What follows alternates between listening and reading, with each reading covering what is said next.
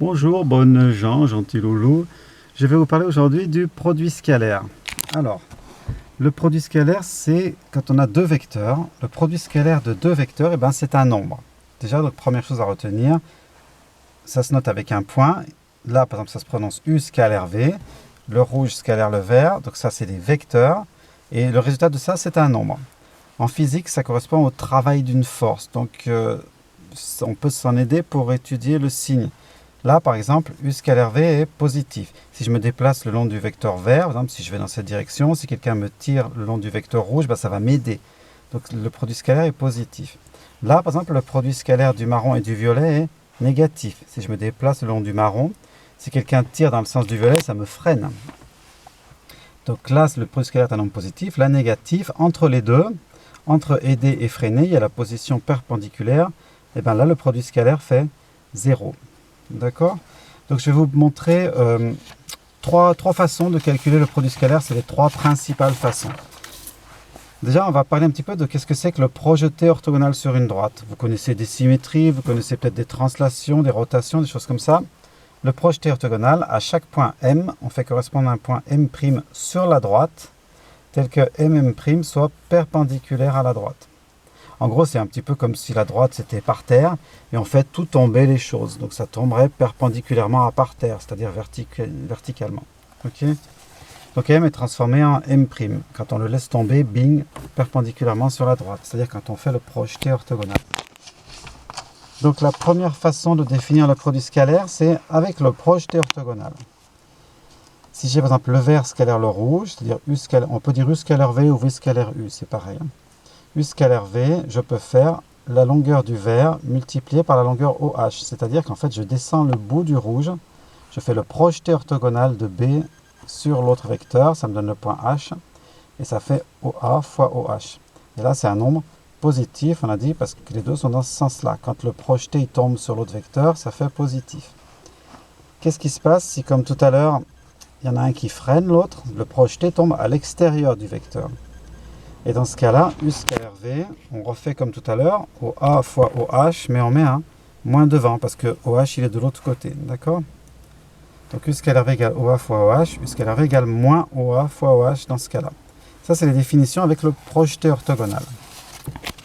Une autre définition, ça peut être en utilisant le cosinus. Il y a U, il y a V, il y a un angle alpha entre les deux, c'est alpha ce truc.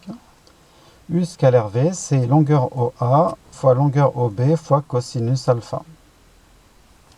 C'est la deuxième façon.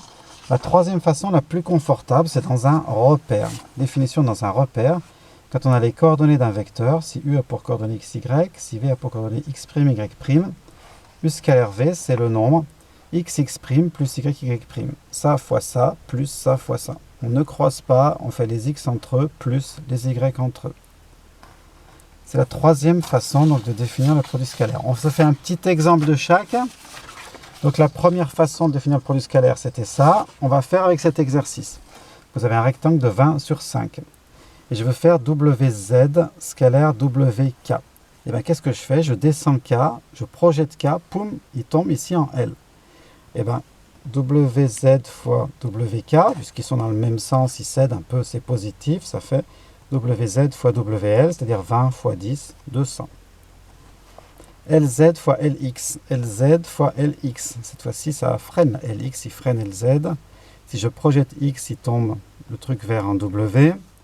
C'est pas sur LX, c'est de l'autre côté. Donc, on va faire moins LZ fois LX. Ça fait 10, ça fait 10. Moins 10 fois 10, moins 100. WZ fois WZ, cette fois-ci, Z, il se projette en Z. Donc en fait, ça fait longueur WZ fois longueur WZ, ça fait 20 fois 20, 400. Qu'est-ce que je peux dire sur WZ fois WX? Ils sont perpendiculaires. D'ailleurs, X, il se projette en W. Donc ça ferait WZ fois WW, donc fois 0. Donc ça fait 0. On a dit que quand les vecteurs sont perpendiculaires, le produit scalaire est nul. Voilà, ça c'était un exemple pour illustrer la définition avec le projeté. Maintenant, on avait vu une définition avec le cosinus. Et bien, si vous avez U scalaire V, si celui-là fait 8, si celui-là fait 10, si l'angle-là fait 120, et bien, U scalaire V, c'est longueur de l'un fois longueur de l'autre fois cosinus entre les deux. Donc 8 fois 10, cosinus entre les deux, je tape à la calculette, ça me fait moins 1,5. Et je trouve moins 40. Un nombre positif, on a dit, c'est normal, lui il tire en arrière par rapport au bleu. Un nombre négatif, pardon, c'est normal, d'accord, parce que ça nuit au déplacement dans le sens du bleu. Troisième définition que je vous avais proposée tout à l'heure, dans un repère xx' plus yy'. Donc là, j'ai dessiné un très beau quadrillage d'abord, et puis des vecteurs. Au passage, j'en profite pour vous rappeler comment on fait les coordonnées d'un vecteur. On s'en fiche de où il est placé. Ce vecteur, il aurait pu être là, n'importe où. Ce n'est pas le point de départ qui compte, c'est le nombre de carreaux pour aller de l'origine à l'extrémité. Par exemple, là, je vais 3 à droite, 1 en haut. 3, 1, c'est les coordonnées du violet.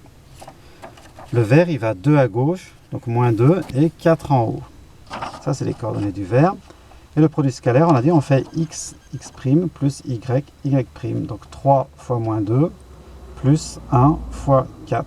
Et ben voilà, ça fait moins 2. Ok, et ben voilà, ça c'était les 3 premières façons de base pour calculer un produit scalaire. Je vous laisse contempler 5 minutes les vignes du pote de mon caméraman.